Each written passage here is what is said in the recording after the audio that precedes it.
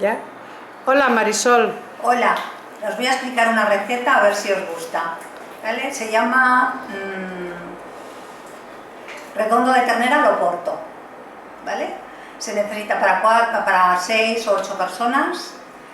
Se necesita de ingredientes 4 zanahorias, una cebolla, una cabeza de ajo, patatas, un vaso de vino de oporto, una taza de caldo, aceite de oliva, agua, sal, 2 hojas de laurel y perejil. ¿Vale? Primero se dora la carne, se sella bien sellada al fuego con aceite de oliva. Entonces se le añade la cebolla, el ajo, las zanahorias y las cebollas, el aceite de oliva, agua y sal. Muy mal. Vale. Luego se le añade el vaso de vino de oporto,